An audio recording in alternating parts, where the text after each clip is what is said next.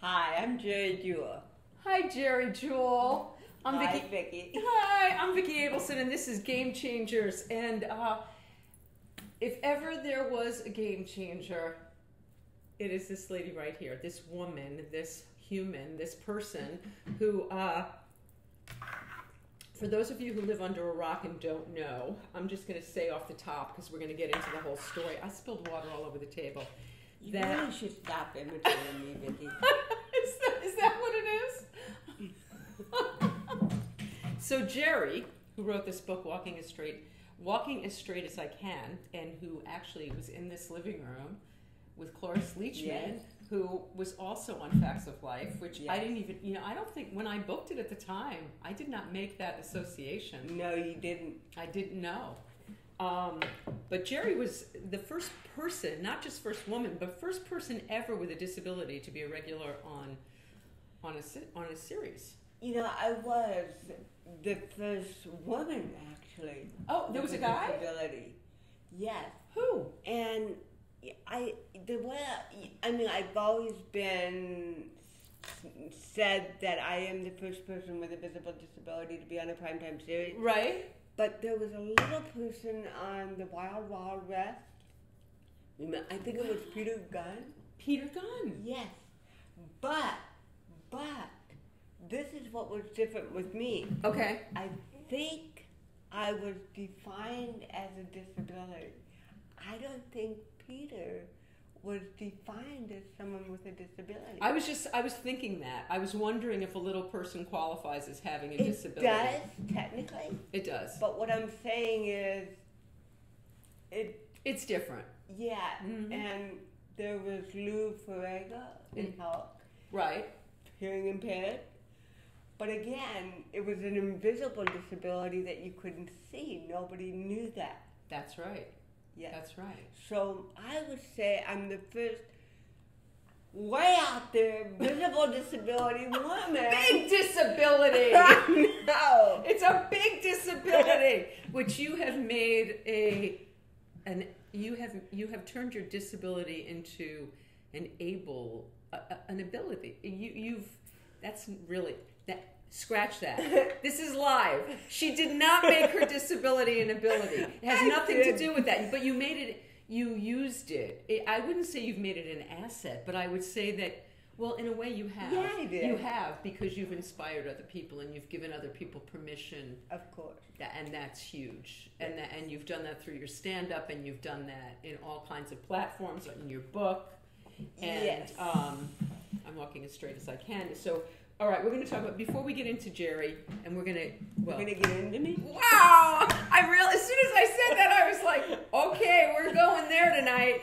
We are going there. All right, but before we go there, I want to see if she's on. Wait, because Rick's mom's supposed to be watching, and I don't know if she's watching yet. I can't see if she's watching, but Mrs. Smokey, if you out there, hi Michael DeVille, hi Marty Ross, hi there's Dorothy Smokey, hi Dorothy. She's my new Facebook friend and she's watching. She's excited to see you. Hello. And Norm, hi Norm, and Keith, and Dave, and Patricia, and Gary, hi. It's like romper room tonight. It is kind of like romper room, but we want to say hi to the people who are watching us. But I want to, Geri, you're not on here, but Rick, we need a new tissue box because we need Geri and Cloris on the tissue box. This is when I first started doing Women Who Write. This guy in Chicago, Rick Smokey, who has a printing company, really felt passionate about the fact that women were getting together and having this artistic, creative experience together and sharing it. And it was before we were live on Facebook. He couldn't watch it. I had videos up on YouTube, but he said, I want to do stuff for you. I want to help you. So he started making us swag every month. He would send me pads and calendars and all kinds of things. And so when Mackenzie Phillips was here, she wrote her memoir about her very, very troubled childhood. Yes, I read it. And we cried. Yes. And so someone said, you should have Rick make you tissue boxes. And he did. And so a bunch of the people who did the early Women Who Writes are on here, but we have to get you on here. And he's also made my bookmarks. I bet he could make you bookmarks for your book. Oh, they're really nice, wonderful. right? And then Rick, Geri needs some bookmarks that say, I'm walking as straight as I can with that great photograph of her on them. So we'll get Rick to do that. He can make you business cards that have your book on the back, you know. I like that. He could do that. So that's Rick Smolke. Quick Impressions in Chicago. They are the best printers. They are the best people. If you need anything done, just tell him you're a friend of the show, of mine, of Jerry's, and he'll take great care of you. He'll take great care of you anyway. And I get to go to we were just talking about our hair color. Because we, don't know what's going to happen when we go, right?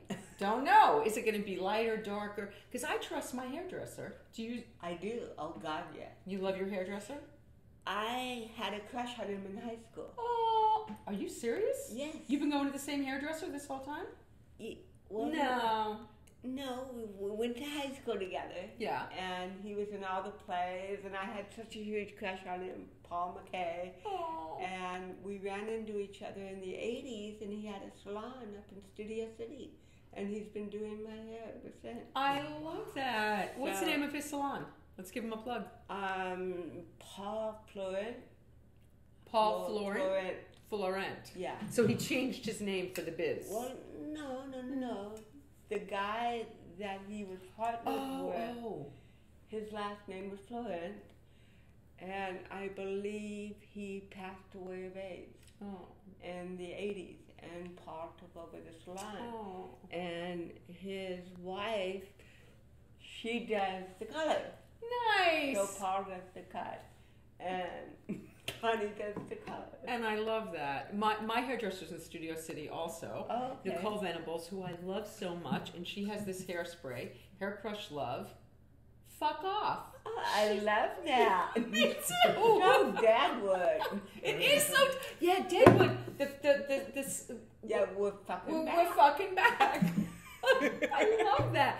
I love that. That is so my kind of show. So Nicole Venables of the Ruby Begonia Salon in Studio City is going to be doing my hair tomorrow. And I'm so excited. Because I've been wearing it curly because I can't really do anything with it anymore. It needs to be done. So what color will I be tomorrow? Probably blonder, I'm thinking. She likes the blonde. I like the blonde. It's as I age, the gray grows out and you see it less when I'm blonde. Yes, I know. Yeah, that's what happens. I have the same kind of issue. Yeah, I know. It's not... Yeah, well, the alternative I is... could go totally gray. Actually, I am totally gray in the Deadwood movie. Are you really? Yes. How's it look? Do you like it? I was shocked when I saw it. I looked like my grandmother. Oh. I don't know if anybody needs to do that yet. But there is a wonderful story about that hair in the movie. Can you tell us? Nobody's been told this yet, so you get... We have an exclusive. We have an exclusive. Tell. The woman who did the wig for my hair, she came over to my house and took all the measurements and everything, and she... So they didn't make you really go gray? Pardon? They didn't make you really go gray? No, but I'm going somewhere with this. And she took a long time. We had a wonderful conversation. She had been in the industry since the early 50s. Wow. She came here from Germany. And she was helping this show because, it's a period piece and they really needed a lot of people to do hair. And I didn't contact her again. I didn't see her again. I was hoping I'd see her last night, but I didn't. I was disappointed. But when I showed up on set the first day and they put the wig on me, everybody around me was crying. And I thought, what's so emotional about this? And I know that Lanny looked at Melanie and she said, well, we can tell her. Jerry can know. And I wish I could pronounce her name and I can't. Okay. So please forgive me. But she said this wig was made by so-and-so. She had cancer and her hair fell out. And she used all her own hair to make my wig. Oh my God. Yes. I mean... Oh my God. Nobody wanted to do anything to that wig because it is so special.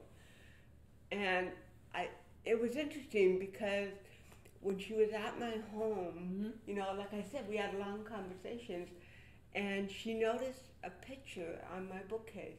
Oh, who is that actress? I don't think I've ever seen her. She's beautiful. And I said, that's my younger sister, Gloria. But she died a year ago of cancer.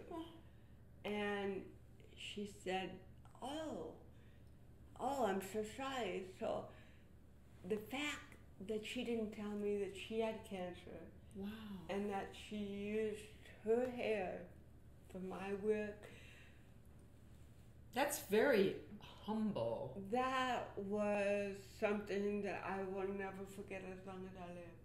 Wow. Was her head covered? Did she? Well, I assume it was earlier. I don't think it was at that time, because she had long brown hair. But what do I know? It could have been a wig. Could have been a wig. I don't know. Could have been a wig. I don't know. Maybe she saved her hair just for you. She saved it for me. Wow. Did that empower you on set? It did. I mean, you know, I don't know what will become of the wig. I'm hoping that there'll be a Deadwood sequel. Like that would be good. That would be good. But it's a special.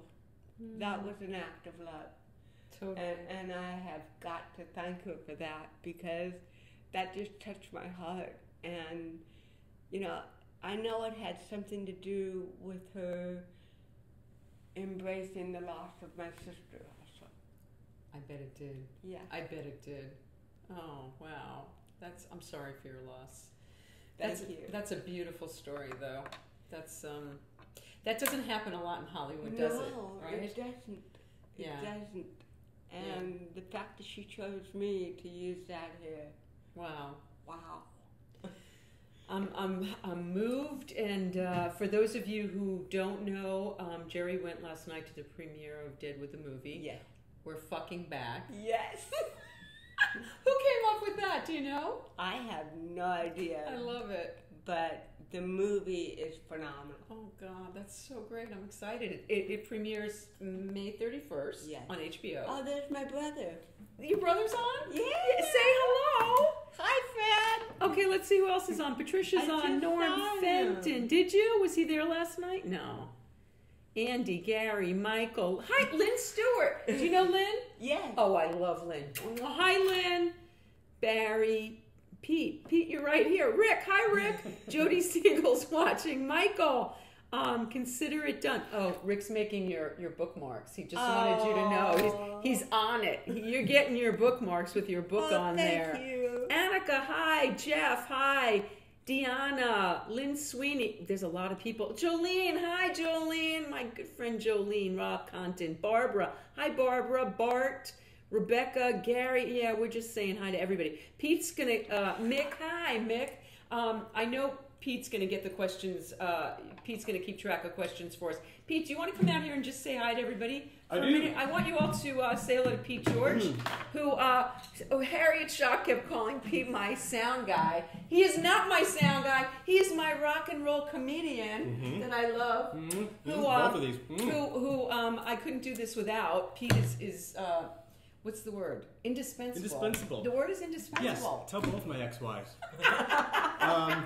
So Pete, what's going on with you? What's cooking these days? I saw you're promoting a different skill of yours. I am flying to Vegas on Friday. You are? I got a writing gig for 2 days. Nice. Stand up, and I'm consulting at a comedy club there for the weekend. But you're consulting with comedians, right? I also I do stand-up coaching. So anybody stand-up coaching, I also teach guitar. I'm looking for a new guitar in his car. I'm looking for a new agent, and I'm single and available. Thank you, Pete. Bye. Okay, so now, Pete, if you guys have questions out there for Geri, please put them on the thread, because Pete's on it, and we will be taking questions. But first, we get my question. So, your brother, are you guys close? Yeah. That's nice. Yeah, he lives in Arizona. Where in Arizona? Mesa. Okay, I went to school in Tucson. I love Arizona. Okay. Yeah. What does he do? Small world. What does he do in Mesa? I think he's in human resource. Walmart? Super Walmart. All right. So now, tell me about growing up, because I don't know anything about your childhood. Where did you grow up? Well, I was born in Buffalo, New York. Okay. That was my first disability. For those of you who don't know, Geri is a comedian, so there'll be a lot of that going on. Yeah, I was born in Buffalo, and... How many siblings? I have, I know your sister two best. older brothers and a younger sister. And at that time, my mom knew that there was something wrong with me. When did she know? You know, she knew before I was even born. What? Yeah, she was very psychic and very intuitive. And she knew that she was going to have a daughter with cerebral palsy. Did she take a test?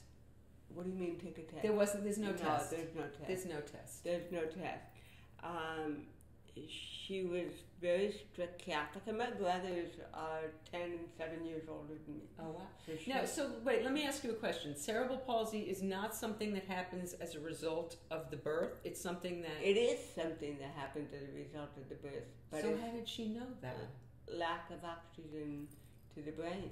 Okay, that's what I thought. Or whatever, something going wrong, trauma during the birth. But it's during the birth? Yes, yes.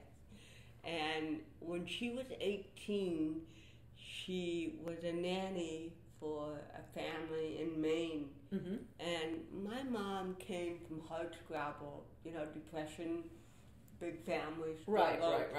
And this family was very wealthy and hired my mom to be the nanny for the summer. Mm-hmm. And one of the kids was a 12-year-old who had cerebral palsy. She had never seen it before. And Ann Turner was her name. And the mother taught my mom everything there was to know about cerebral palsy so that she could better take care of her daughter. Wow. Okay? She was only 18. She hadn't even met my dad yet. Wow. And she had lost her temper and slapped Anne across the face because Anne was very spoiled. Wait, who did? Your mother did? Mom. Your mother did? Yeah. Uh-huh. Anne was very spoiled and had everybody wrapped around her finger, and she wasn't going to let her get away with that. But she had so much Catholic guilt. Mm. She went to confession. I'm so sorry, oh God.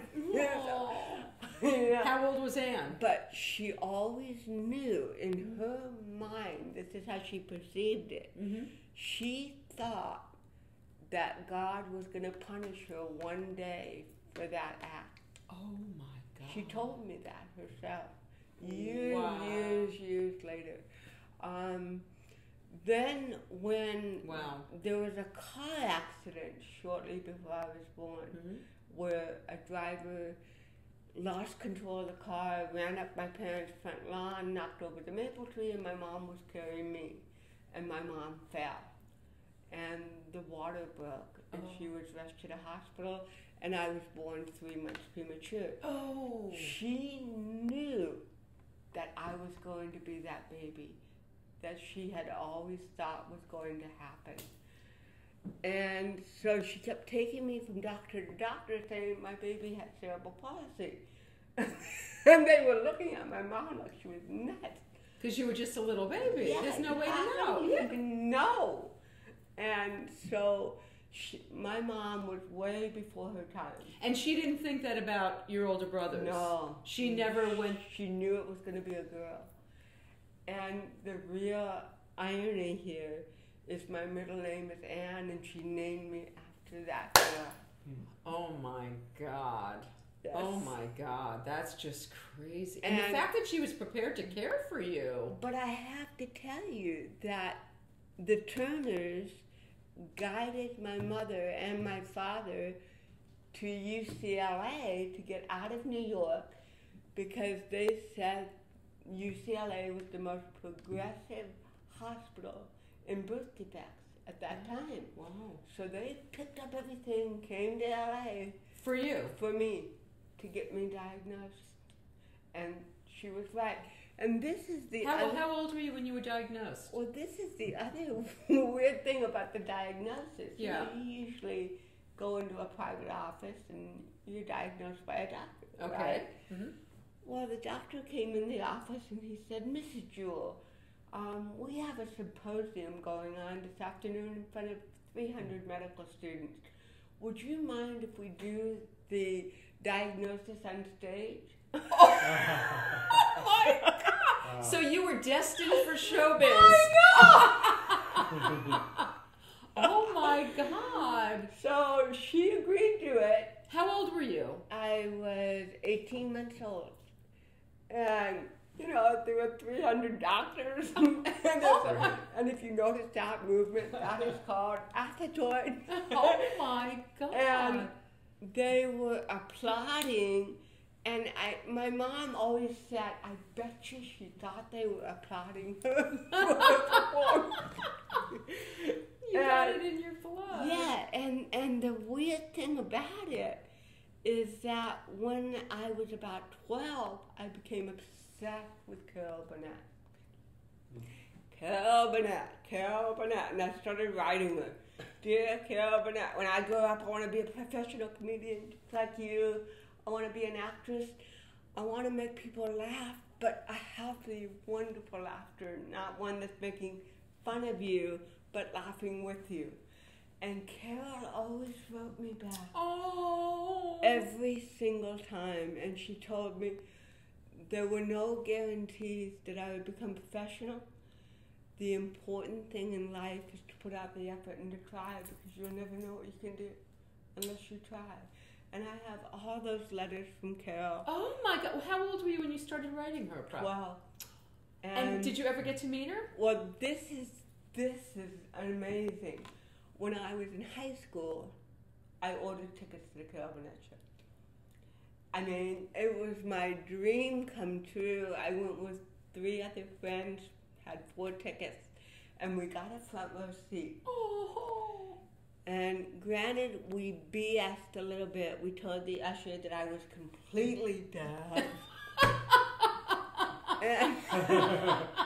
I am very hearing impaired, and I wear hearing aids, but I wasn't completely deaf. And she needed a front row seat. And we got our front row seat, and I was so excited. My God, I get to talk to my idol. And, you know, bump up the lights, and I raised my hand. She never caught on. Oh, no. And I was like, oh my God, no. I don't believe it. And my friends were saying, will you shut up? Will you just shut up? We want to watch the show. And it was the show where she wore the curtains. No, stop. Yes. Yes. Are you kidding me? Swear to God. Oh my God. I mean, I was right in the middle of history. Oh my God. And I'm sitting there, but I can't believe she didn't come. Oh, no. I'd be thinking that too. And so Tim Conway, which by the way, God rest his soul, I can't believe yesterday he passed away. I know, and bless his heart. I met him a couple times. But that... I have never said God rest his soul ever in my life. I don't know where that came from. Rest in peace, Tim Conway. Rest in funny. Oh my God. I don't know where that came from. So, yeah. But that night, as usual, he cracked Harvey Korman up so bad that they had to stop. And they had to take it again. So they had to stop and, you know, readjust and go through it again. Right. And so when they stopped, I picked up my argument with my friends. I can't believe and Audrey looked at me and she said, well, you better think of something to say to her because she's coming right over here. Oh, she is not. She is. And I turned around and Carol was right here at the edge of the stage and she extended her hand. She said, you must be Geri Jewell. Oh, stop that. Yes. Had you sent her pictures? No. But a million letters, I have cerebral palsy. She put 2 and 2 together. Oh my God. I was like, how did you know? And she said, oh, just a clue. Just this girl flailing around in the front row. And she said, I want you to know that I appreciate all the letters that you write me, and your poetry is up on my wall in my office so everybody can read your poems. And she was so sweet. That is so amazing. And I said, Carol, yes? Can you do one more little favor for me? And she said, what's that? And I said, well, I have this report that I wrote for my English class on you. It's a report on Carol Burnett, and I will get a better grade if you autograph it. And she autographed it. Oh my God. Did your teacher freak out? I was in dammit. Oh my God. That is so... they say don't meet your heroes, and sometimes it is that way. But it's so lovely that was not your experience. Oh, it wasn't. And she has been so supportive of me over the years. Have you seen her since? I'm not close to Carol, right. But ironically, I've become friends with one of her daughters. Which Jody. one? I'm friends with Jody. I love Jody Hamilton. Hi, Jody. I adore Jody. I love Jody. And, it was funny because when I met Jody, she's such a trip, and I love her. And I always thought, oh God, do I tell her that I was a fan of her mom's? Because I thought if I tell her that, she'll think you're in it for that. Yeah. But she didn't. She respected me for it. Yeah. And that felt so good. I just saw Jody about 2 months ago. Suzanne Wong, a friend of her. Do you know Suzanne Wong, comedian? Suzanne has got stage 4. She was on House Hunters. She was the host, and she was on a show with Tom Bergeron years ago. Oh, okay. And Suzanne has cancer, and she's got they had a celebration of her and to raise some money. And I saw Jody there a couple months ago, and Tom Bergeron was there too, and Jody's lovely. Yeah, she is. She's a lovely woman.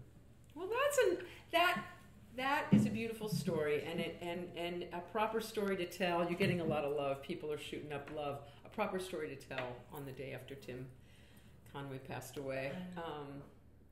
What a loss. And you got to see him live.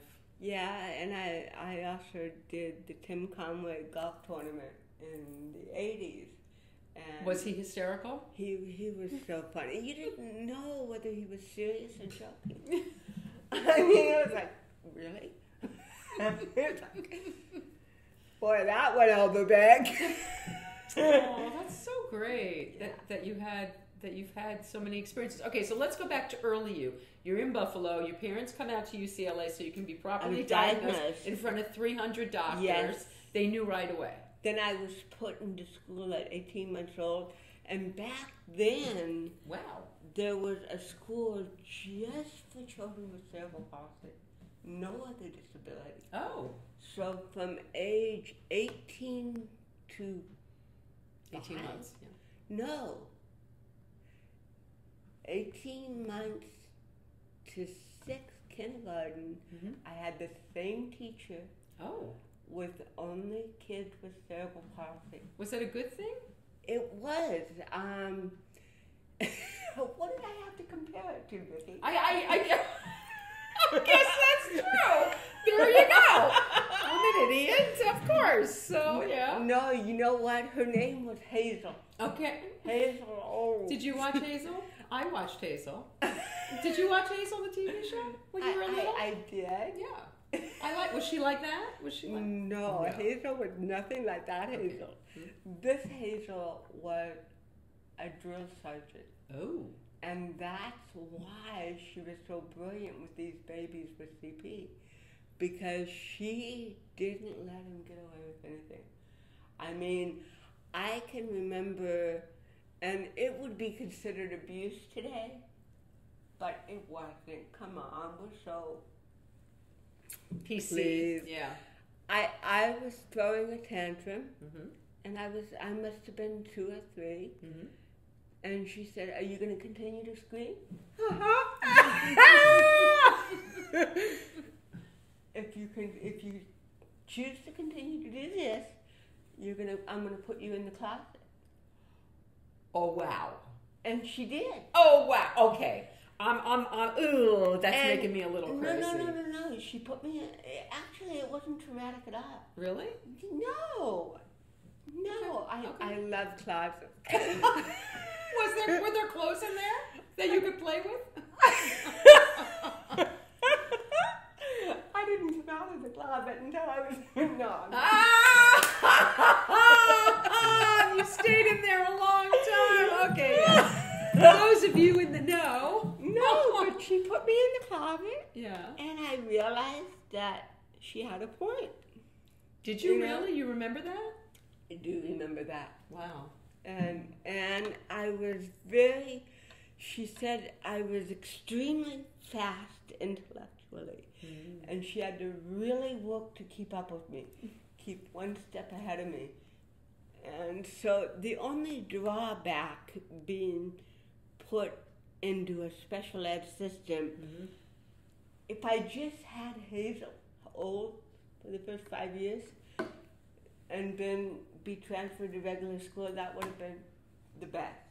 Okay. But once you were in the system back then, you couldn't get out. You couldn't get out.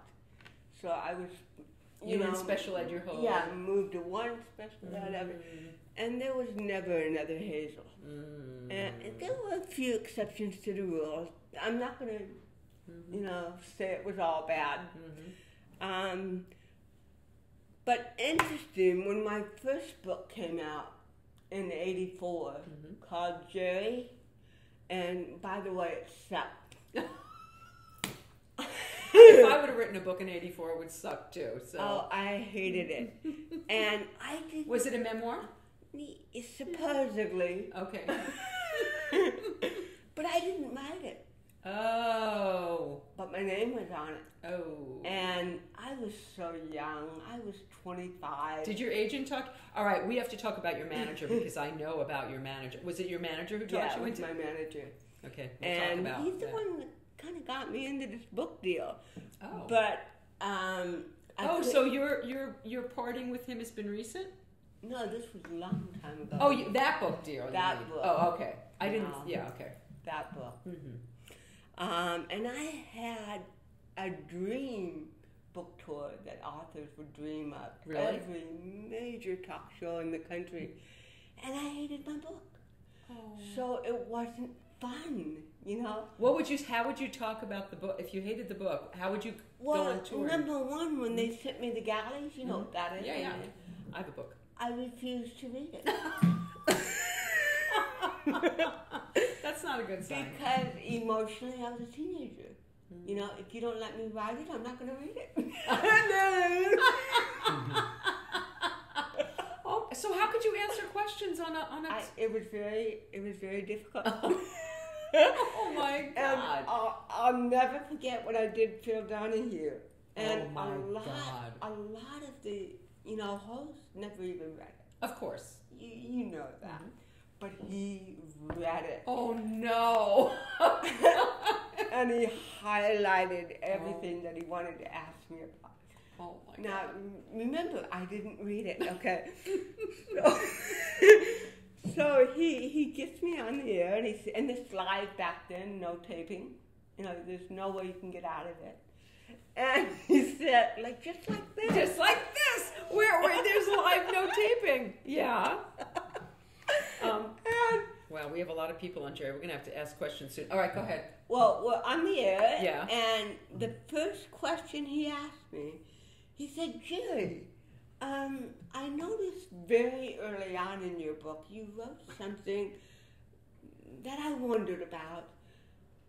Yeah. Oh, no. Are you panicking when he says that? You wrote, and I quote you, and I was thinking, oh, please don't quote me. And he said, you wrote that cerebral palsy are the two ugliest words in the English language.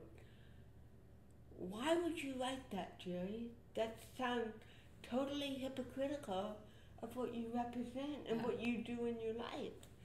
And I wanted to say, because I didn't fucking write the book. How did you get out of that? Well, I couldn't because I knew the publisher would sue me. So I said, well, Phil. I said, you're an intelligent man. I said, you're taking it literally. And it was really a metaphorical. Nice save. Good save. And then I thought, oh, it can't get worse. And it did. Oh, no. And did you love Phil Donahue as much as I loved Phil Donahue? Yes. We went to a commercial break. Yeah. And we come back, and he said, Geri, you wrote in chapter blah, blah, blah, blah, blah, about this teacher that made such an impact in your life. Can you tell us more about that teacher? And you see this bright look on my face. It wasn't Hazel? And no, it wasn't. I knew it wasn't Hazel. Oh, and I said, can you give me the initials of the teacher? God. Just give me a clue. And then he took the microphone and he hit himself in the head with it 3 times. And he's holding my book. He said, I could swear her name is on this book. What? Yeah. Well, he did that a lot. Wow. Yeah. Wow. Which was, but it wasn't as bad as yet your perception of it. He was really saving me in a way. He was telling everybody you didn't write it. Yes. Yes. Without saying doing it. Right. Wow. Wow. So how did the interview go after that? Well, he actually had me on a year later for the paperback. I couldn't get all the paperback. And backstage, he asked me if I read it yet. And what did you say? Did you tell him the truth? Yeah, I did. So did he stay out of the book the next time and just ask you regular questions? Yeah, it was he knew. He knew. Yeah. That's adorable. That's a great story. Okay, so you come, you're in special ed. Does it bother you that you're in special ed when you're in special ed and you because you're not mentally impaired, you're just physically impaired. So is it bothering you? Are the other kids also just physically impaired? Well, there was kids with learning disabilities. I mean, they didn't separate that. So there was a pecking order in the special ed system. And we only had 13 kids to a class. That's a good thing. Every year. There was never like 30 kids. So we all knew each other. And yeah, there was this longing and the fantasy of what my life would be like going to a school in my own neighborhood with my sister Gloria. And what the weird thing about it was that the school that I was bused to was on the same property as a regular elementary school. And there were 2 playgrounds, one for us and one for them. So the regular kids would play on their playground and we played on the special playground. Now, Geri was rebellious. No, I can't imagine after the stories I know about you that is true. What did you do? Oh, I crossed that imaginary line all the time. I'm going to play tetherball. Would they play with you? They were instructed not to, you know, just out of a safety thing. You don't want to hurt these kids. I mean, they were so overprotective. And the thing of it is, kids are kids. I mean, sometimes... Okay, wait, were kids, and so they wanted to include you? I'm sure there were also kids who were mean. Yeah, I mean... Yeah, right? But you know what? I was bullied from some of the special ed kids worse than I ever was. Really? Oh, yeah. There was one kid, his name was Robert. Robert? We're coming to get you, Robert. Robert. You know that comic strip Charlie Brown? And of course. And I think it was Lucy that always said, I won't move the football this time. And she did every time, something like that. Robert was that person in my life. And Robert came from a wealthy family, and I was just given a nickel every day for milk. I was not allowed to buy the dime ice cream. Okay. You know, my parents didn't have a lot of money. You know, you have a nickel for milk, no ice cream. Okay.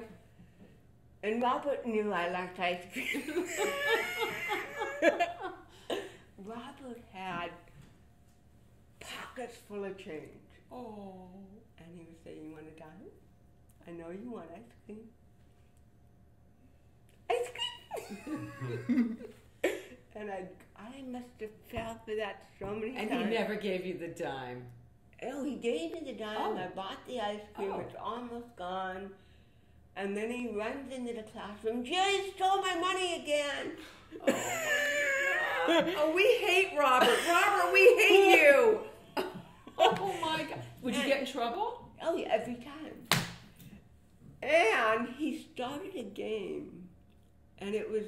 Have you ever seen Lord of the Flies? I have. Okay. That's a very upsetting film.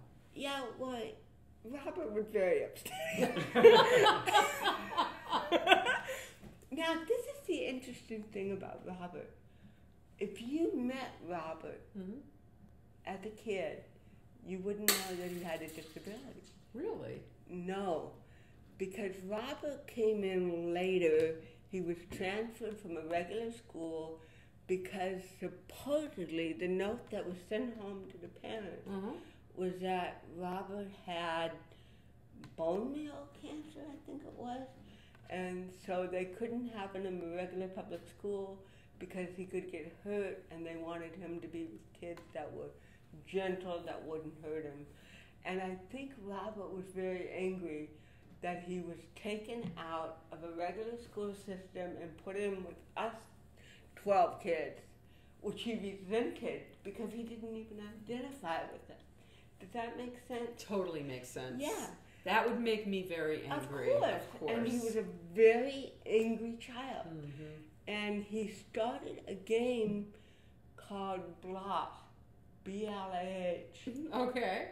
And on the Blah paper, big B-L-A-H, you would paint a pig's face. And there was also a pink plastic pig that Robert brought to school. And the game was whoever went home with the plastic pig in their lunch pail, they were not to be spoken to by any other kids in the class. Ooh, Robert orchestrated some mean shit. Yeah. Wow. And so, you know, I got the pink pig more often than anybody. Oh, God. Was he the one putting the pink pig in yeah. Of course. You know what they say, though? The girl that you make the most fun of is the one you like the most. Absolutely. Right? I know that. And, you know, it was interesting.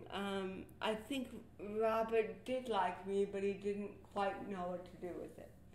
I mean, I can remember when we were playing baseball, and I was up at the bat, because I was a tomboy. And he came behind me and unzipped my dress, and it fell to the ground, and I was just standing there with panic. And Robert did that, you know? I'm sorry, that's just down. That's just. But you know what? I forgive him. Like I said, I understand now looking back. But at the time, it had to be. No, he's a pain in the ass.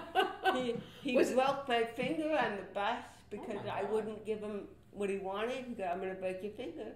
No, you're not. Yes, I am. And he did.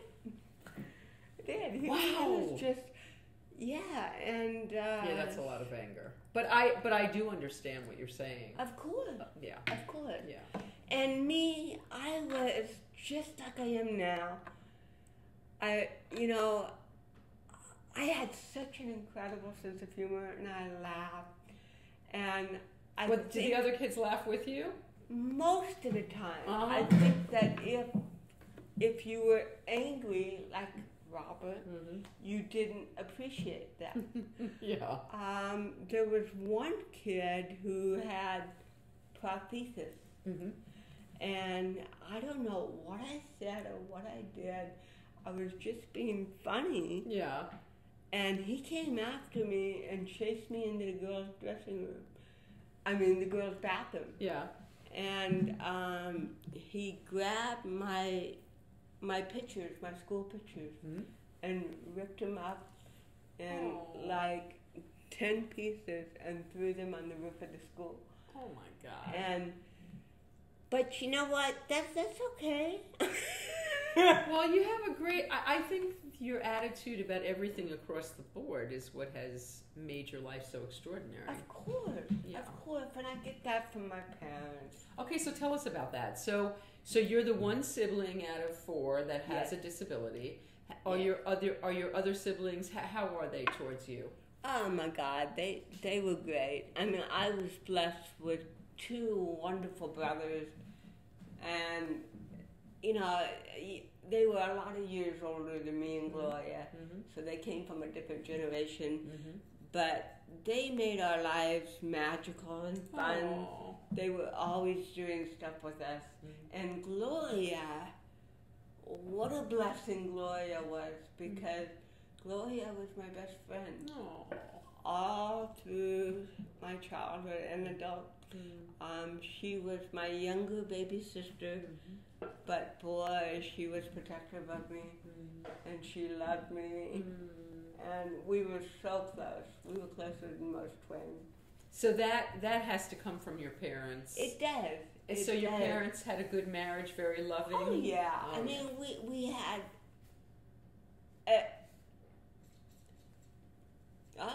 Oh, the light is leaking. The batteries are leaking. Yeah. Again. So, that's really nasty. You might be shorting out, that's why. Okay, so that's why we put new batteries in and it's not very bright. So your parents... my mom had a wonderful sense of humor, and my dad didn't have as great as a sense of humor as my mother did. We used to make him laugh. Try to get him to like me. Were your parents were not in show business? What'd your dad do? He worked for a cemetery and mortuary. Oh, not so funny, maybe. Wow. No. Maybe not so funny. Okay, I get it. My mom delivered mail. She was a mail carrier. That's cool. And she was the first woman supervisor in Orange County. Wow. Yeah, she was so proud of herself. Did your older brothers have any, were they happy when the family moved to California? Or did they miss Buffalo? Who would miss Buffalo? No, they did. Of course, their friends were there. Yeah, I mean, my grandparents, cousins, relatives at school, everything. And I think my oldest brother, David, always blamed me for taking him from that, you know. But they adjusted. So when did the show? So when did you realize you wanted to be in show business? How did that start for you? It started early when I was 11, 12, 13, and I was, you know, I didn't have a lot of friends in my neighborhood. A lot. Okay, I didn't have any friends in my own neighborhood. This story that sucks so bad. Well, because I was bus far away to school. So they didn't know you. Yeah, it wasn't because... But did people play outside? Like when I grew up, we played outside after school, right? Did. So you played outside? Yes. And that wasn't an opportunity to get to know people, though? Because not enough. I didn't have good social skills. I find that hard to believe. How do you develop social skills when you don't have the opportunity to interact? Yeah. You don't. Yeah. And you're always told, don't cross and play on the regular school playground. You know, you condition not to be welcome in this world. And my world from 12 through high school was mostly in my mind, fantasy. Damn. And I used to watch Carol Burnett and all these shows, the Partridge Family, the Waltons, the Bradys. I wanted to be a Brady. I wanted to be a Walton. I wanted to date a Partridge. Who didn't? Because my dream is that in television, everybody accepts everyone. Everyone's perfect, and happy. Everybody's happy, right? Yes.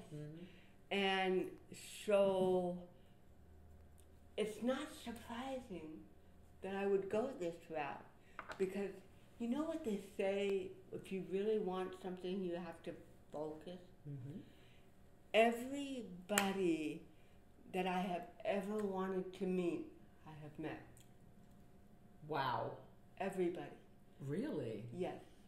Name a few. Jerry Mathers. Oh, the bees. Yes, and I identified with him because he was such a dorky character, and so was I. And I did a lot of stupid things that Beaver did. So he was the male version of me. And I met him as an adult, and he's so sweet, so kind. I love them both. His wife, Teresa, they're very good friends. Oh, nice. Carol Burnett. David Cassidy, that's another thing. You met him? Oh, yes, several times. And okay, now that's one. Was it disappointing in real life? No, not at all. I love that. Well, because he had some abuse problems. Oh, of course he did. Yeah. But when I was in high school, my bedroom was plastered with David Cassidy. And I remember my sister Gloria's boyfriend, one of them, came into my room and just ridiculed me for it. Said, how could you put all that on? That's really not well. And I was so mad. I just took all the pictures off. And yeah, I felt so insecure about it. But I was still going to love him. And I remember in my senior year, and I bought Tiger Beat and all those and cut out my hell yeah. And I had a whole book of saved David Cassidy pictures. And I remember there was a student that went to Troy High School with me who had a disability, and she was in love with David Cassidy. And I remember bringing my book, and I gave it to her, all my pictures. And she said, "You giving this to me?" And I said, "Yeah, I know how much you love him and how much he means to you. It's yours, it's my gift to you." But I'm being real honest here. I gave it to her because intuitively I was told to give it to her. And I was told to let it go because you're going to meet him. I believe all that stuff. Yes. I believe all that stuff. And I love this heard story. it so loud in my mind. You have to be willing to let go of something to get something. You're not in recovery, are you? I mean, I'm in recovery. Yeah. So I'm recovered. You're. I'm not recovered. I'm never going to be recovered. I mean, I'm not totally recovered. Okay, I'll be never totally recovered. Come on. No. But that's very 12-step. Yeah. Let go and. But I have always been that way. Really? Yes. Always. And so what's interesting is this was in the 80s when I was on Fact of Life. And it was probably, I want to say, 83 maybe, or 84. And a friend of mine, Keith Jennings, found out that David Cassidy was going to be on Good Morning LA with Christina DeLoya. So he called the producer and said that Geri Jewell is a huge fan of David Cassidy. Can we please get her a pass to come on and at least just meet him? Oh, no problem. I love Geri. So we went up to the green room, and I'm sitting there. And all the way to the studio, I kept saying to Keith, "Come on, let's go back. I don't want to do this. Geri, you're going to do this. I don't want to do this. Geri." So we're sitting in the green room, and I'm so nervous, Vicki. Oh, God. I mean, this is my... Yeah. And he walks in the green room, and I was like... Oh my God. And was he having a good hair day? He walked over to me and he said, "You Geri Jewell, I love your work." I was like, "Oh my God." Oh. And I said, "Wow." Wow. That's so great. You're David Cassidy. Yeah, the last time I looked, I was. And he said, "Wow, I didn't know we were doing the show together." Yeah. And he said, "Well, do you want to get makeup first?" "Oh, no. Go ahead. Go get makeup first." Aww. And it's okay. I mean, you can go first. No, it's okay. Just go get makeup. Aww. And I'm sitting there, and Keith said, "You led him to believe that you're doing the show with him?" "Well, yeah." "Now let's leave, so I'm disappearing when he comes back." And he said, "Geri, you have wanted to meet him since 1971, and I am not going to talk to you ever again unless you tell him the truth." Oh. "Geri, okay." So he comes in and he goes, "Okay, Geri, you can go get makeup now." And I said, "David," and I didn't realize that. Well, let me set it up this way. I said, "David, I have a confession to make. I need to tell you something. It's very important." "Okay. I'm not doing the show with you this morning, and I didn't want to tell you that because I didn't want you to think that I was a groupie, but I'm a groupie. But I have been in love with you since 1971. And when I was in high school, I didn't have any boyfriends. Only Gloria did." "And so you were my boyfriend. And I've always wanted to meet you, and I'm so sorry." And I'm like, just tears. Oh. And he's holding my hands like this. He holds both of my hands inside his hands. And Geri, relax. He said, "I'm not Jesus Christ." And I'll never forget these words. He said, "I have banged my head against the wall for years. Why did I do the partridge family?" What? Oh yeah, he was very upset about it for years. Really? And he said, "And then I meet people like you, and you give me the reason why." Oh. And he kissed me on the cheek. Oh, God. Now this is the kicker. When he was in the makeup room, they mic'd him. When Christina DeLorean was on stage, the sound guy hooked up his mic accidentally and not hers. So I have this on VHS tape, and Christina DeLorean's lips are moving, but all you hear is, "I've been in love with you since 1971. Oh my God! What a precious. And you have it? Oh yeah, I was stunned.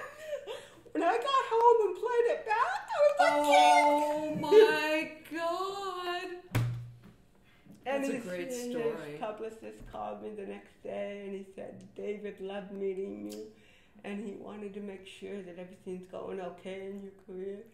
Aww. And if there's anything we can do to help you, he wants to help you." Oh, I love this story, and I love hearing. Shirley Jones was here in the living room when her book came out, and his stepmom, and David was going through a lot of trouble back then, and so it's lovely to hear. It's lovely to hear this. My thing were the monkeys and the cow sills were on my were plastered, and the Beatles all plastered on my thing, and I was in touch with Bob Castle today, although Barry was my crush, but I love Bob Castle and Mickey Dolenz and Nez and Peter and Davey. I mean, they were all over my room. So when we get to meet our heroes, I know, and it wasn't so lucky. And I went to see him perform several times, probably about a total of maybe 5 times over the years. Nice. And he was always wonderful to me backstage. He was always good to me. All right, so we haven't gotten to your career at all. Oh, so God, I'm looking at like, oh no, don't be sorry. These are like the best. I know Pete has questions, but before we go to their questions, I just have a couple of mine because I want to know how you connected with Norman Lear. I love Norman Lear. We love Norman Lear. I just saw Norman on Monday at SAG. He did a panel with Mike Royce and all of them from One Day at a Time, and it was fantastic. And Norman's done this show. He's been in the living room. How did you, because Norman Lear changed Geri's life, and he changed the course of television history. Of course he did. Innumerable times. Yep. How did you start? Okay, so you started out not as an actress, but as a stand-up. Okay, how did you start doing stand-up? How did that happen? I started in 1978. I was flunking anatomy and physiology in college. I was flunking algebra for the 3rd time. Oh God! And yeah. I was very frustrated because I was a psychology major, and you gotta know math and sciences, but I sucked in that. What were you going to school for? What did you want to become? What did you want to be? I wanted to be an actress. You wanted to be an actress. But I had the State Department of Rehabilitation to put me through school. So I had to pick something that was a realistic cerebral palsy friendly job. Okay. Whatever. Okay. And state rehab, like I said, my parents weren't wealthy. And in order for me to go to school, I was dependent on the State Department of Rehabilitation. And where did you go to school? I went to Cypress College, then I went to Fullerton College. Okay. And I was going to transfer to UCLA at that. Wait, was college the first time that you were matriculated with regular kids? No, high school. Oh, you did high school. High school. But I was a late bloomer. I mean, I was emotionally probably 12 or 13 in college. And I went to college for 3 years, and I tried to get state rehab to support me as a theater arts major, to no avail.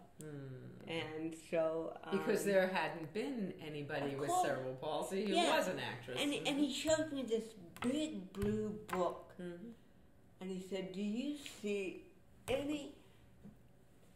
any jobs in there for somebody with cerebral palsy in the entertainment industry? Wow. By the way, show them your finger. Oh.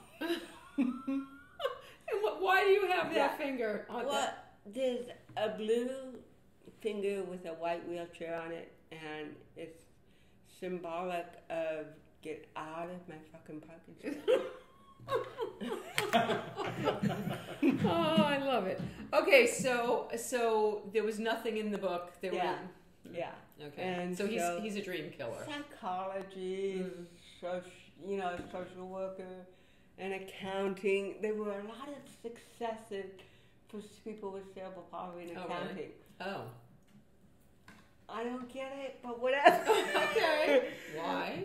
But when I told him that I would be an accounting major because it looked really successful in the book. And I, as you probably have figured out already, I'm rebellious. No.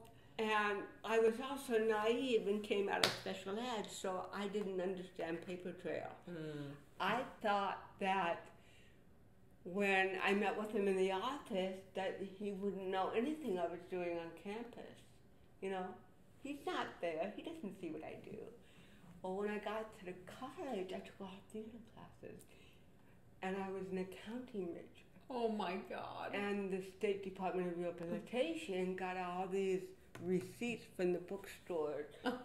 Monologue for Women, History of World Theater. And I got called on the carpet, and I guarantee you it wasn't a red carpet. And he called me in, and he said, "What are you trying to pull?" I said, "What are you talking about?" "You're an accounting major." "Yeah, I know that." And he said, "But you're buying all theater books and the courses that you're taking, beginning lighting 101. Yeah, I guess you're not fooling anybody, huh? theater wardrobe, set design. What do any of this have to do with accounting? Oh, God. And I said, everything. And he said, how do you figure, Jerry? I said, what? I want to be an accountant in Hollywood, and I have to know. That was good thinking. I know. That was good. Yeah, it didn't work. Didn't work. He didn't buy it. Okay, so you get out of college. How do you start into stand-up? Well, how does that happen? I was very frustrated at that point, and I was in the disabled services department, and I went to school with a lovely young man named Alex Valdez. Maybe you know him. I don't think so. He was a stand-up comic for years, and he's blind. Oh, I know who he is. Alex. I don't know him, but I know who he is. Even before me. I know Alex. And the rock and roll comedian, Pete George. I know Alex. We're together. I drove him. We went to the movie theater one time, and the entire movie, every 30 seconds, what are they doing now? What are they doing now? What are they doing now? I'm like, I don't know because I'm distracted. And he wanted to drive back to the comedy condo. Oh, no. Yeah, that's Alex. So we're sitting in the disabled services department, and I was really depressed. And he goes, why are you so bummed out, Jerry? And I said, because I'm failing all these classes, and I really don't want to be here. And he said, well, what do you want to do with your life? Well, I really want to be a comedian. But I was thinking Carol Burnett. Right. You know, not Lucille Ball, you know, not stand-up, not Lily Tomlin. Right. And he said, well, why don't you do what I do? I said, what do you do? Well, I go to the comedy store every week and tell blind jokes. And I said, well, Alex, I said, that may work for you, but I can see just fine. And he said, no, dinky face. He used to call me dinky face. No, dinky face. You're going to tell cerebral palsy jokes. And he is the one, and John Holton, his driver, drove me up to LA every Monday. Wow. To do comedy, and I started at the comedy store. How did you start to write your act? How did you write your first joke? Well, how did that happen? Well, it was interesting. I wrote it 2 nights before I performed. What was your first joke? Do you remember? I remember the whole routine. Okay, give us a couple of jokes. Yeah, I first of all, Danny Moore ran the room, the original room, and he was worried about Missy Shore meeting me ahead of time because he didn't want any kind of preconceived prejudices Good for him. to destroy me before I even got polished. Good for him. I mean, there was no guarantee. You don't know that. He's just trying to protect me and look out for me. He said, you're not going to stand in line with all these amateurs. I want you to show up at midnight every Monday night, knock on the back door, say that you're Jerry, and say you want to talk to Danny, and that I'm here to perform. And when I see that Missy has left the room, I will get you on stage. Wow. What made him know this about you? Was it an intuitive thing? Well, it was the cerebral palsy. There was no... He was smart. There were a lot of comedians with cerebral palsy, but back then there was none. None. There was only one, and it was Nicky Arnold in the 60s. He became the head writer of The Tonight Show. Wow. And he also produced and wrote The Carol Channing Show. Oh, my. He was the only one before me. And he stopped doing stand-up because it was so difficult. He was more gifted as a writer. So, the first time I ever performed, I knock on the back door. Okay, all right, she's here. Okay, Missy just left the room. So he runs and he tells the MC, he goes, okay, I want you to say Geri Jewell is here from Orange County. Come on, just do that right now. And so when you say Jerry, you don't automatically think of woman, you think of men. So he thought I was a he. J, J-E-R-R-Y. Right. And we're going to have a comic right now. His name is Geri Jewell. He drove here all the way from Orange County. Let's give a big hand for Geri Jewell. And you could hear a pin drop. And I went up on stage, and I could vaguely hear some whispering, like, "Oh my God, that's that he?" Oh my. And if it is a he, he's really fucked up. I thought you were loaded. Yeah. Oh, because you didn't get an intro that you have cerebral palsy. No, this is your act. Nothing. Okay, yeah. And so I go up to the microphone, nervous as hell, and I said, "I don't know about you people." This was my first thing out of my mouth. I said, "I don't know about you people, but I've heard an awful lot about the gays that have been coming out of the closet lately." And nobody laughed. You know, I was like, "What the fuck is she going with this?" And I said, "But, you know, but what you probably haven't heard about are all the cerebral palsy people that have been coming out of the closet. But don't tell anybody." I don't want anyone to know about me. This is our secret. And I don't want Anita Bryant to know. Are they laughing yet? They're hysterical. Oh, God, that's so great. I don't want Anita Bryant to hear, because she will get on another bandwagon and she will go all across the country giving speeches about, "We have got to stop these people with cerebral palsy teaching in our public schools. They will influence our children. And before you know it, all our children will be walking like this." And I had that famous T-shirt, you know, that became even more famous on Facts of Life. Yeah. I wore that the first night, and I said, I think my closing line was, I think I said, "I'm one of the few people who drive better than I walk." And I said, "I believe that you can do anything you want in life if you want to bad enough, and that's why I'm going to be a brain surgeon." And they gave me a standing ovation. Oh. I heard that you didn't know how to spell it until you got the T-shirt, right? I didn't.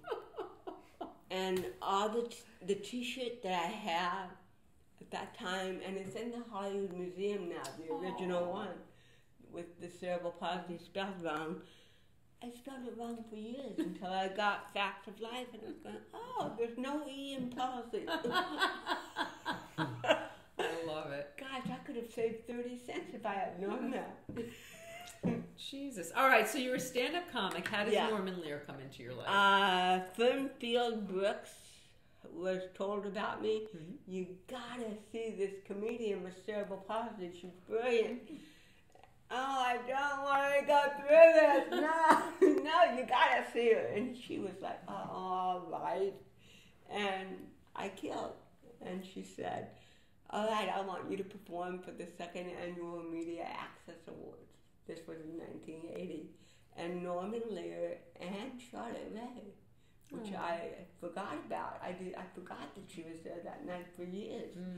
They were sitting together, and Norman Lear came up to me after my show, and he said, "You're really funny, kid, but you're way before your time."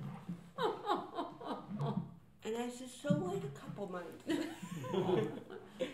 And he actually did wait 3 months, and 3 months later, I was cast on Facts of Life.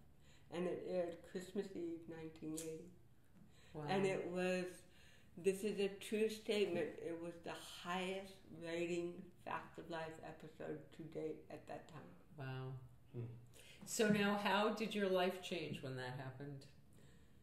Well, you know, it was surreal. I mean, there was no cable. There was nothing. There was just CBS, NBC, ABC. So even though I only did 12 episodes, that's all I did. I thought you were on the whole time. No. Okay. In a 4-year period. They didn't quite know what to do with me. I got hundreds of fan letters every week, and I felt like I was David Cassidy. Yeah. I thought, oh, this must be what it feels like. Oh, yeah. And it was surreal, but it was also hampered with the fact that such a quick rise to fame without any support, didn't have a good foundation, and had a manager that was crooked. So I heard about that today. I didn't know about that. How did you meet with him, and how did you come together with him, and how did you find out he was crooked? After me in college, my first performance was at college. It wasn't at the Comedy Store, and he drove all the way from LA because he had heard about me, with his flashy car and his card, and I'm going to sign you. And I didn't know anything. I was young. I was a kid. And I signed a contract with him that gave him 75% of my earnings. And my God. How long were you with him? Too long. I was with him 3 seasons of Facts of Life. And then... And he was robbing you. Yeah. Aside from the 75%. Wasn't he borrowing off your checks and stuff? It was interesting because he got arrested for something that had nothing to do with me.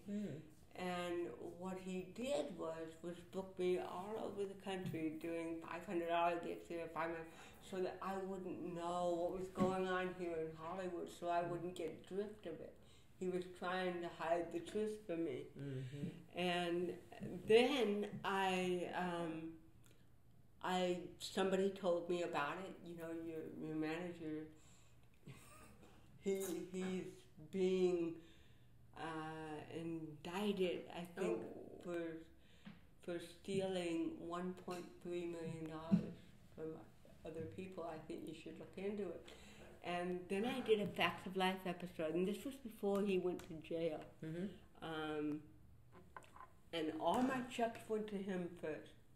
Of course, they didn't go to me. They went to him. And at this time, I knew that he was not good and that I was in trouble. And I stormed in the office and went past the secretary. I want my money from my Facts of Life. You can't go in there. Yes, I can. You can't stop me. And I saw a check on his desk from Embassy Production. And I grabbed it. You can't take that. Yes, I can. Try to stop me. And I went home and I opened it up, and I'm thinking it's going to be about $4,000, $5,000. Right. With my rent and all my bills. I opened it up, and it was $45. Oh my God. And I thought, this can't be right. And I've never, made any financial calls on my behalf before. It's the first time I did it. I called the financial department and I said, "Hey, I'm Geri Jewell from Facts of Life." Yes. There's a little error in my check. There were some zeros missing. There's no zeros missing.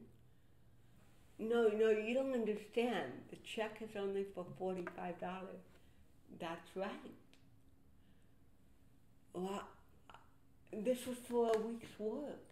And she said, but you don't go taking huge advances out of your money for future performances and expect your checks to remain the same. Shit. So and I gave him power of attorney. Yeah. So what we do when we're young and innocent, huh?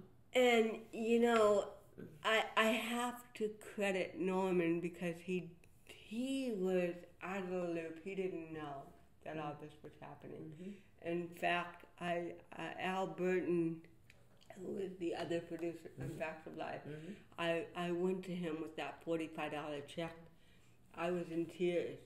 I said, I can't even make my car payment. I can't pay my rent. What am I going to do? I mean, can I have an advance from next season? I mean, what a stupid thing to say. I mean, you don't even know if you're going to be on next season. You know, that's how young I was. And he said, Geri, listen to me. I'm going to write you a check for $5,000. And he wrote me a personal check. And he said, do not give it to your manager. Your manager is a bad man. Jesus. And he said, you need to get away from him. And Al was going to fix everything and do a spin-off, you know, with me. And they transferred him to something else. So he left, and I was left holding that dysfunctional ball where nobody knew what to do with me, because, you know, this is where the disability comes in, because you're thinking, oh, she's not. You know, there's too many problems. Don't go. Nobody really sat down to say, hey, you've never been in show business. Let's navigate. Let's give you some people that can guide you in the right direction. I think people were afraid of me, understandably. You know, if you look at it and you think, oh, she's too much trouble. And I was emotionally a roller coaster. There were, I was also sexually abused in the comedy circuit also, and that happened in that time frame also. Oh, wow. So emotionally, I was like, who do you trust? You know? I was messed up. And it wasn't... So substance abuse in that period? Substance abuse in that period? Yes. Yes. Sleeping pills. Because it was to less check out. painful to be asleep than to deal with all this. It was scary, and I was like, gosh, I accomplished so much with my life, and there's no joy. And Norman came back into my life. One question. Were your parents blown away by what you did with your life? Yes. Yeah. And truthfully, what I should have done was go back home, you know, go back to Fullerton and live with them for financial safety. But my ego wouldn't allow me, because I thought if I did that, then I'd really be a failure. So I just gimpied along, trying to make the best of it, and I didn't have good people in my life. There was so many people that were, and an attorney gave me this as a gift back then, gave me a stuffed animal of a sheep, no, of a wolf in sheepskin, and said, this is what you have to look for. They're all over this town. Open your eyes. But you see, I had no social experience to even understand them. I took you for face value.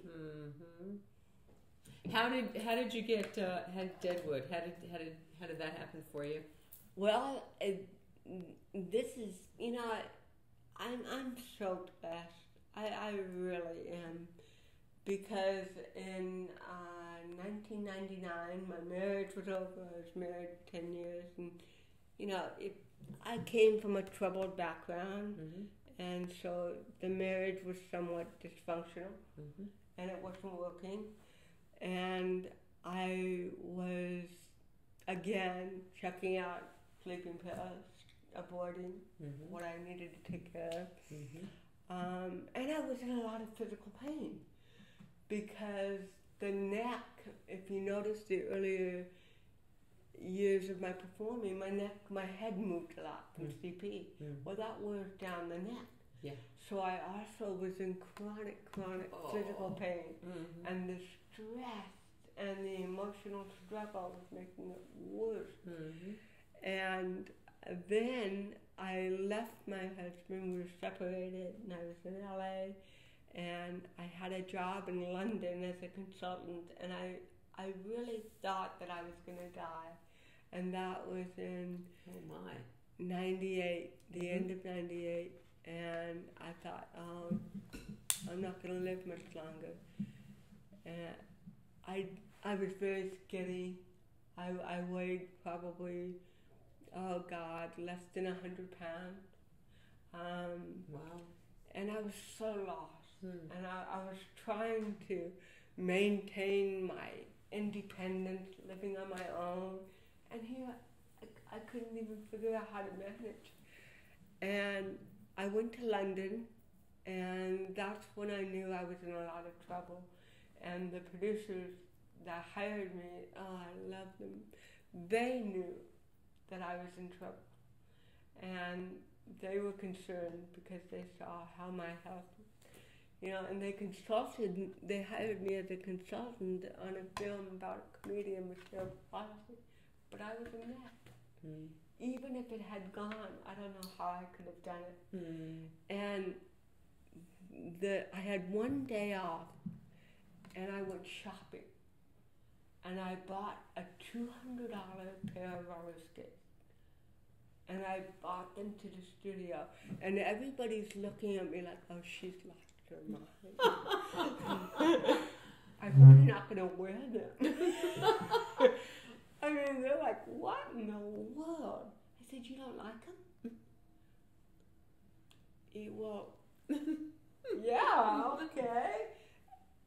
I think the reason I did that was because I was trying desperately to grasp onto an image of when I had a dream that I could do something, and it was when I learned how to skate as a kid. Nobody said I could do it, and I learned how to do it. So I was trying so hard to grasp onto something that I was successful at. And when Anthony Andrews was the producer, actor, a wonderful man, he came to pick me up to the hotel and take me to Heathrow. And he said, your skates, they're not packed. And I said, yeah, I know. Well, I'll ship them to you. No. They have to go with me. They're going to be on my lap the whole time. Oh, man, stop. I didn't want to let go of those skates. And when I came back to Hollywood, this is the kicker. I had the skates in a box in my apartment. Look at them. Wait, don't face the wall. Look at them. I had the skates in a box. I hadn't opened them. And I wasn't planning to really use them. I just wanted them. And I called up a high school teacher that I had since the 9th grade who worked with teenagers with disabilities. He's my dear friend even to this day. His name was Blaine Moss. And I was crying, just sobbing and saying, I can't do this anymore. I have to get off this roller coaster. I can't be this. I'm not successful. I can't be a role model for people with disabilities, and I'm in so much physical pain. I can't do this. And he was so calm. He said, Jay, number one, you have got to get off the drugs. But how? Because I was in so much physical pain. Right. And I stood up. I lost my balance. My heel touched the box of skates, and I flipped over the box of skates on my head. Ooh. And I could hear my neck crunch. And I thought that I was going to be dead. I thought I was going to die. And I didn't want Blaine to know that he was the last person I spoke to before they found me dead. Oh my God. So I said, I'm just bawling, but now not because of my being, emotionally upset, but because I just fucked up, man. All right, I'll think about getting off drugs. Okay. I'll I did not call 911. I think the reason I was not clear. Mm-hmm. I think the reason I didn't call 911 was I was afraid I would end up in the National Enquirer.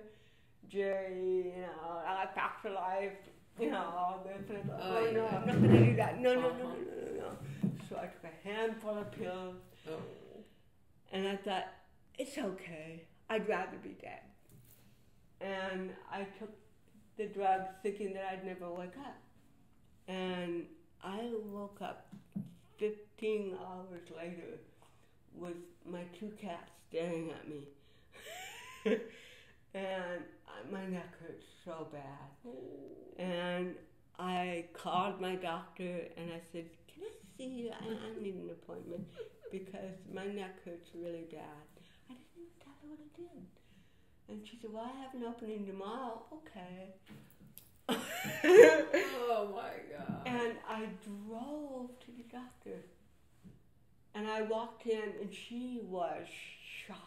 I mean, she couldn't believe how thin I was, how I was hiding everything from her. And I said, Jay, I said, I think I need an MRI because I fell on my head. What do you mean you fell on your head? Well, I flipped over backwards and landed on my head. Jesus Christ. And she got me in touch with a surgeon and moved me up the ladder to J. Patrick Johnson. And he saved my spinal cord. My neck is 45% titanium now. Wow. I'll always be in pain. You still have chronic pain? Oh, God, yes. For the rest of my life. And you don't take those kind of medications anymore? Would you take something different? Once in a while, but most of the time I try to stay on Botox. Okay, so Botox you use medicinally. Huh? You don't use it cosmetically. You use it medicinally. No, never. I get 2 to 3 vials of Botox every 3 to 4 months in my neck. And that takes the pain away? Yeah, because it paralyzes the muscles. Oh. See, the problem is I will always have cerebral palsy. Mm-hmm. I will always have these messages that are going through my nervous system that I have no control over. And these messages are telling me to move all the time. And my neck is going, I can't do that anymore. Will you stop that? And it's not going to stop. So, anyway, cut to the chase. Gloria, my loving, wonderful sister Gloria, saved my life then, put everything in storage. She lived in Laguna Beach. She drove up to UCLA and the rehab hospital every single day from Laguna to make sure I was okay. And she put handrails in her bathroom so that I wouldn't be transferred to a nursing home to live with her. And she believed in me. You're going to overcome this. You're going to beat this. And in 2002, and I remember I had the spinal cord surgery in 99. 2002, I'm standing in line at this yuppie-buppie pharmacy in Santa Monica, picking up the Botox for the neurologist to inject it in my neck. And I looked like shit that morning. Oh my God. My pain level was through the roof. I was wearing pajamas with the jacket because I hurt so much I couldn't even get dressed properly. And I thought, nobody's going to recognize me. Just don't worry about it. I'm standing in line and this man turns around. He goes, are you Geri Jewell? And I didn't even want to admit I was. I said, yeah, I am. And he goes, well, I'm a huge fan of yours. You've inspired me. You've made me laugh. I love you. I said, well, thank you. And I honestly didn't think I had seen you on TV in a long time. What are you doing with your life now? Botox. And he said, you want a television series? What?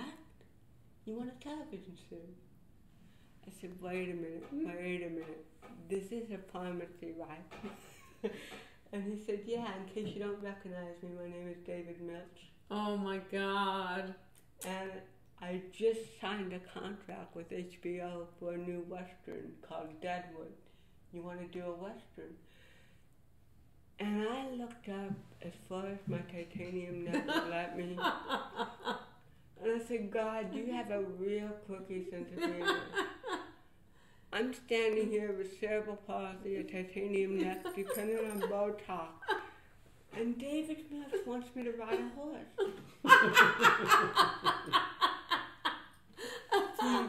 He actually wrote his phone number on a prescription pad for an antidepressant. Which I thought was very symbolic. And I was the first person ever cast in Deadwood. Oh my God. By David himself. That is a great story. I mean, and you know, my whole career, I've gone through years and years of no work, and then work, and then years and years of no work. And when Deadwood ended, now we're bringing me up to date. When Deadwood ended in 2006, I believe, there was no new season, there was no movie, there was nothing, and I just worked a tiny bit. I did an episode of Alcatraz, you know, but no solid income to pay my bills. And so then 2 years ago, I lost my sister to cancer, and then I had spinal cord surgery in July, and I really had lost my spark in the last 2 years. I just thought, I can't do this anymore. I mean, it's just too much. And the reason I had the spinal cord surgery in July was because my lower back, see, when you have cerebral palsy, your body's going to go. It just, you know, you move differently, wear and tear. It ages quicker. It just doesn't show. I know I look so young. You do look so young. That's not bullshit. I mean, you look so young. You do. I don't know what it is, because my bones and my muscles are that of an 80-year-old woman. Wow. Yeah, it's weird. So anyway, I had the surgery because I always knew, we talk about intuition, there's going to be a movie. There's going to be a Deadwood movie. I just know it. Even though, there's never going to be. Yes, there is. There's going to be one. And I had the surgery because by July, I could no longer walk. I couldn't stand longer than 2 minutes without going to my knees. Like I'd be standing in line at the grocery store and go to my knees, and you know, people would look at me. Are you okay? Yeah, I was raised Catholic. I'm used to this position. And I had the surgery because I believed in a movie. And I said, look, my neck is killing me, but my lower back is killing me. I can't walk anymore. So let's do the least invasive surgery first, because I have a movie I have to do. I can live with the neck pain. I'm used to it. I mean, I know it's a fucked up neck, but I can live with it. But the lower back, I can't function. So the surgeon told me that if I had the surgery in July, that I would be walking my normal by August. Wow, that's so fast. Yeah, they always exaggerate. And he didn't take into consideration the cerebral palsy, because any kind of surgery on top of cerebral palsy is going to be twice as long recovery. And so I was in the hospital, Cedars, for a week, and rehab for 2 weeks, and then home care, physical therapy, occupational therapy. And by the middle of September, I was still a part-time wheelchair user, walker, still trying to find my way. And I got the script to Deadwood, emailed to me. no, no, not yet, not yet. And I read it and I was going, oh, I can't do this. So I called up production. I said, can I speak to David Milch? Well, he's not taking any calls right now. Can I leave him a message? I said, yes. Tell him that Geri Jewell called and that I had spinal cord surgery on July 12th and that I'm still not recovered. I'm on heavy drugs. I can't walk completely yet. I'm in a back brace. So he has my blessings to recast Jewel. And there was this silence on the line. Are you sure you want me to tell him that? And I said, yes. Oh my God, what a heartbreaking thing to have to do. Because it is the truth. Mm-hmm. David called me the next day. He said, Geri, David. I said, hi. Did you get my message? Yes, I did. And I'm going to tell you something. There's only one Jewel, and it's you.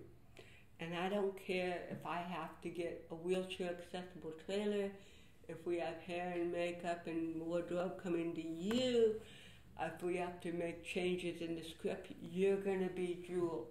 I love David Milch. I think I love David Milch like as much as I've ever loved anyone. Oh my God. He saved my life. And he really did, because I had lost my fight, my spirit. When I arrived on the set, I was using crutches. I was in so much pain. From 0 to 10, I was in 15 physical pain. And I did it. And I remember... I can't wait to see it. I'm so excited. When I did the table read, I said, David, thank you for believing in me. I mean, you gave me this gift twice. It's like every time I have surgery, I get a movie.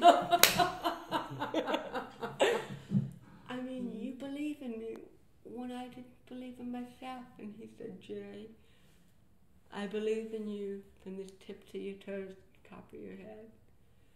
And I am so proud of this movie because it gave me my spirit and my fight back. And, you know, I miss my sister with all my heart. She was on that set with me every day. I love this story. Like, I feel like this is the place we should end, but we haven't taken one question. We have to take some questions. Because we have all these people who... Butch Patrick is on. Eddie Munster. Eddie, we had to love Eddie Munster. I love Butch. He's a friend of mine. Yeah, Butch is a sweetheart. Okay, Pete, what do we got? All right, first one. Geri, is Robbie Benson as handsome in person? Oh, God, yes. I love Robbie. I wonder if he's watching. Hi, Robbie. He's my favorite. Hi, Robbie. I love him. Let's see. Okay, we've got so many questions here. Okay, go ahead. Okay, here we go. Let's see. We're going to keep Geri on the clock to answer. We've been talking for almost 2 hours already. But no, don't be sorry. This is fantastic. And so many people have stayed with us. And we want to hear the questions, so we want... Okay, Gary Collins asks, what was it like working with Charlotte Rae on The Facts of Life? And did you remain friends with her after her departure and before the day you lost her? Charlotte Rae was very, very supportive of me. We had some misunderstandings. There was a wolf in sheepskin that played us against one another. Oh. But I was very blessed. Years later, we reunited at the TV Land Awards, and she read my book. And I interviewed her for Ability Magazine, and I got to spend wonderful, wonderful quality time with her before she passed. Oh. And I have so much respect for Charlotte. I love her dearly because I think we both misunderstood our journeys. Well, it's nice that you had that. Oh, yeah. We had that closure. You had the closure and the healing. All right, go ahead, Pete. Did you film Deadwood in Santa Clarita? Pardon me? Did you film Deadwood in Santa Clarita? Yes, we did. Let me see. Hi, Geri. You are a beautiful inspiration. I am also living with CP. Your book touched me in a wonderful way. Thank you for everything. Oh, well, what's the name of that person? Oh, I just deleted it. Uh-oh. Yeah. Oh, here's a good one. This is funny. Okay. John Ferreter. Hi, John. Let me see. I want to hear the story about the facts of life nude painting. What? What? Nude painting and the facts of life. Oh, please. There was no nude painting. There was a nude painting. Okay, there was a nude painting.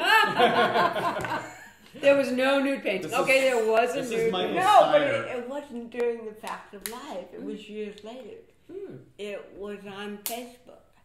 And somebody had sent me a photo of a nude painting of all the girls, including Charlotte, were nude in the painting except me. I was in the painting, but I was wearing the t-shirt. I don't have cerebral palsy. I'm drunk.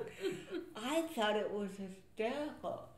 So I posted it on Facebook because I thought it was funny.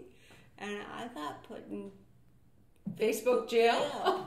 Because it was claimed to be pornography. Oh my God. It was a painting. Oh my God, that's hysterical. More Pete? Yeah, let's see. Thomas Steves, I'm so happy to see Deadwood back and happy to see Geri bringing Jewell back. What were your thoughts watching the premiere? It was amazing. Wow. It was surreal. And I make my singing debut. Ooh. That was challenging. I'm not a good singer. And I had to sing this song that I had never heard before, a very difficult song if you don't know it. Okay. It's called Waltzing Matilda. Waltzing Matilda, Yes, waltzing Matilda, you'll come the waltzing Matilda to me. Australia, yes. Wow. Oh, I can't wait to see this. Great. This is fabulous. Okay, what else, Pete? What is your favorite memory from working on Facts of Life? My favorite, definitely the first episode. Yeah. Was probably my favorite episode out of all of them. Yeah. Because it was so magical. Karina Crash asks, do you have any plans for a second autobiography? I do. Ooh. And will you let Phil Donahue read it? That's Pete's question. Well, actually, I'm writing 2 books. I would like to extend that book. I'm walking as straight as I can and add more chapters because so much has happened since that book. And the other book I want to write is for my sister. It is when Gloria had cancer. I gave her a gift bag of all these different gifts at the cancer center. And the one gift that she loved more than anything else in that bag was a little stuffed monkey. I never thought that she would love that monkey the way she did. She took it everywhere. She took hundreds of pictures of this monkey. And she decided that the monkey was going to have cancer too. So the monkey had chemo and all that. The biomat, did all the treatment that she did. And he made friends with all the doctors and the nurses and posed with everybody. Got in a wheelchair, picked up the doctor's mail every day. He was an amazing monkey. And I kept asking her, did you name him yet? And he goes, I'm not going to name him. He'll tell me. So about 2 weeks into it, she calls me up. Okay, monkey has a name. What is it? It's Buck. Buck? Okay. Where did he come up with Buck? Well, truthfully, I was in my room and I was crying and the doctor came in and he said, Gloria, why are you so upset? And she said, oh, I don't know. I have cancer. I can't get the white blood count up. Gee, I have no idea. And he said, you got to buck up. And so she named the monkey Buck, and she wanted to call the book Buck Up to Cancer and write it for kids. Aww. And I promised Gloria that on her bedside, I knew she wasn't going to live to finish that book, and that was one of her regrets. She was like, but I wanted to write the book. And I said, I'm going to write the book for you in your memory, and it's going to happen. And Buck is so cool. I'm joking. He got to meet all the Deadwood stars. They made him an honorary sheriff of Deadwood. He got a cowboy hat and a badge and everything. He's had some amazing adventures, and I'm going to write the Buck book, and Gloria is going to be inserted in it with Angel Ring as his guardian angel, guiding him recovering from cancer. I love it. Buck is a cancer survivor for children. I love it. Any other questions? Yeah, two things. Okay. The first thing, Excuse me. let me see. Joking. Karina Crash asks, is there a mailing address where we can send letters to you? And if I sent you my personal copy of your book, would you sign it, return it? Yes, there is a mailing address, and I believe it's on my website. Okay. I'll get it from you, and we'll put it on the thread here so people can do that. And this is the last thing. I feel this is important.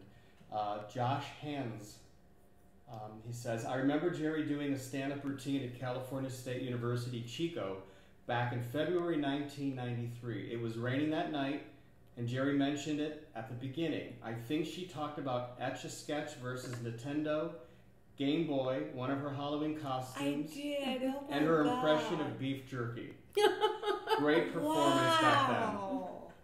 Wow, I've forgotten about those jokes. Thank you, Josh. Oh my God. That's fantastic. Well, Pete, thank you so much for hanging in there and waiting till the end to get your questions in. Geri, I could sit here and listen to you all night long. And I'm only like, oh my God, we've been talking for 2 hours, but it's flown by. And I am so inspired by you, and I'm so grateful that you didn't give up and that you have kept on going. And I hope there's a sequel to Deadwood the Movie. We're fucking back, and whatever that'll be called. And I hope that there's a lot more work. A lot of people out there watching this show, and I hope there's a lot more work for you. I trust that there will be. Thank you, Vicki. I adore you. You're fabulous. Thank you so much for doing this. Thank you for having me. My pleasure. And I am going to New York on Saturday for Samantha Ray's graduation from NYU. And so next week on her graduation day, I will be in a hotel room with Steve Conte, my old friend from Company of Wolves, and Marilyn Manson. No, I'm getting this wrong. Oh, no. None of those. Michael Monroe. He tours with Michael Monroe, but he's played with everybody from Bo Diddley to Blood, Sweat, and Tears, like everybody. And he's a monster, Phoebe Snow. And he was actually Paul Simon's stand-in for years because he's got the voice. He's had 3 to 5 of the coolest songs of the week on Underground Garage. He's got my favorite rock and roll voice in the world. I'm excited to see him. Thank you so much again for doing this. Thank you, Pete, so much. We'll see you next week from New York. Take care.